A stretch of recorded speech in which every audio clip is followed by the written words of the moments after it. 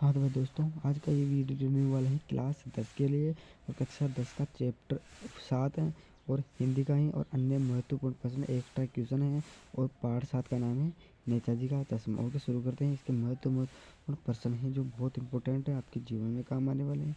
Okay, शुरू करते हैं। कैप्टन कौन था, उससे कौन सी बात आहत करती थी, यानी कि कौन था और उसे कौन सी बात दुखी करती थी। तो इसका उत्तर है कैप्टन एक लंगड़ा था, मरियल और चश्मे वाला आदमी था। नेताजी की मूर्ति पर चश्मे का नहीं होना उसे परेशान करता है। नेताजी जी उसकी मूर्ति पर ऐनक नहीं होती थी तो वह परेशान होता था। ओके, दूसरा प्रश्न है देशभक्ति आजकल मजाक की चीज़ होती जा रही है। इस पंक्ति में देश और लोगों की किन स्थितियों की ओर संकेत किया गया है। बिल्कुल सही है, देशभक्ति आजकल मजाक हो रही है, इस पर प्रकाश डालना है आपको।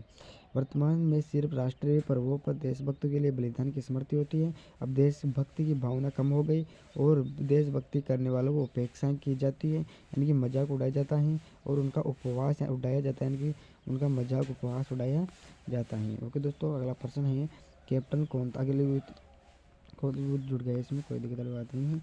अगला प्रश्न है फिर हमारा तीसरा प्रश्न है लेखक कस्बे को न तो बहुत बड़ा और नहीं छोटा कहता हो, क्यों। लेखक कस्बे को न तो बहुत बड़ा कहता और नहीं छोटा कहता, इसलिए क्यों क्यों नहीं कहता छोटा न बड़ा।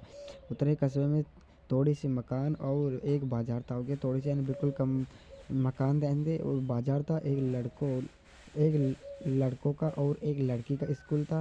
ओके, यानी कि एक स्कूल था, 2 ओपन एयर सिनेमाघर, एक सीमेंट कारखाना और एक नगर पालिका थी। ओके दोस्तों, इसलिए लेखक कस्बे को न तो बहुत बड़ा कहता और नहीं बहुत छोटा कहता। ओके, इसलिए इस कारण था।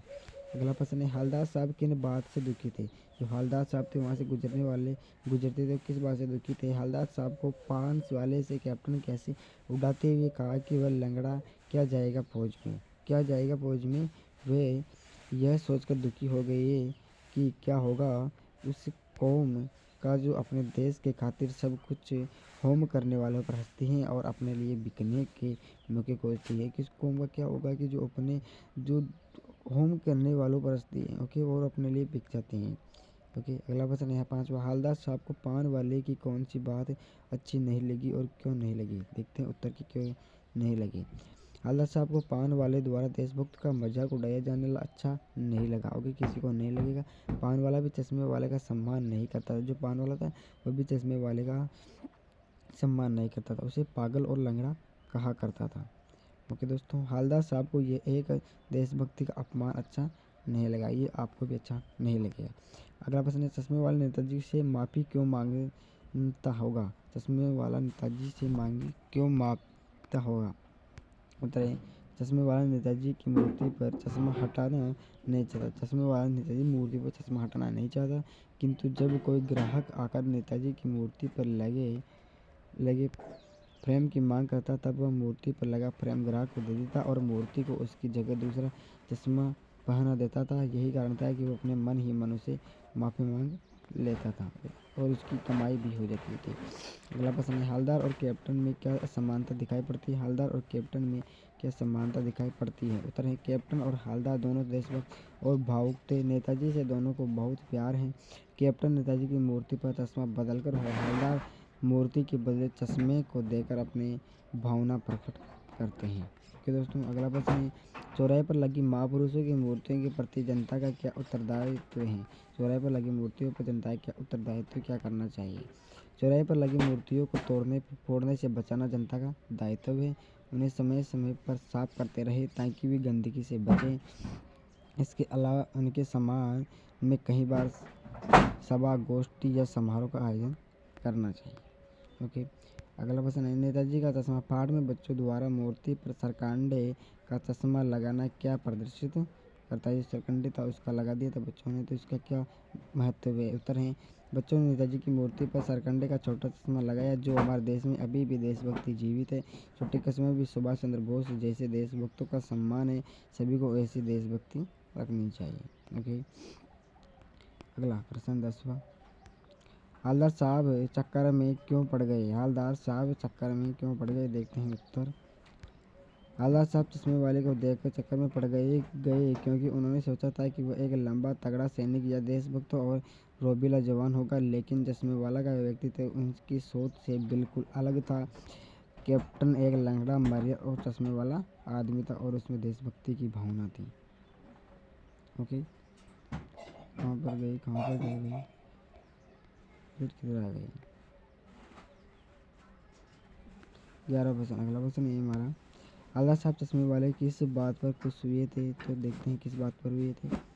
नेताजी की मूर्ति को चश्मा पहनाने से हवलदार साहब बहुत खुश हुए थे। उन्हें खुशी हुई कि कम से कम कोई सुभाष चंद्र बोस की परवाह करता है। इस छोटे से कस्बे में देशभक्ति इस व्यक्ति में जीवित है।